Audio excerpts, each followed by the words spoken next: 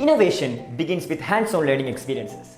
What if the students are not just learning about space, but building certain things that help them to learn about space?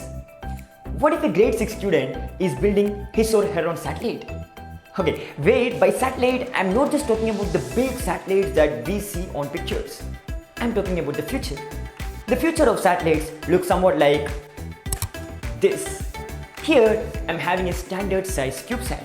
This one is called the NAVA's StudentSat because this is designed specifically for students to learn, design and build their own satellites. With StudentSat, learning goes beyond the classroom. It's hands-on, real-world and transformative.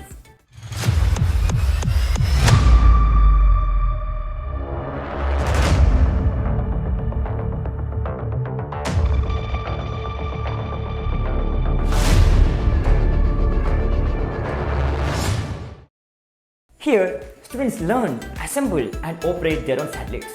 Imagine you're having assembly in your school and one of your students from grade 6, 7th or 8th presenting the weather report without referring any news channels or newspapers, but just relying on the satellite which he or she just built. Let's see how they're going to obtain this data. Here, the StudentSat is equipped with sensors like humidity sensor, pressure sensor, light sensor, etc., which in turn helps the student to obtain the data. He or she is then going to use that data to prepare the weather report of that location.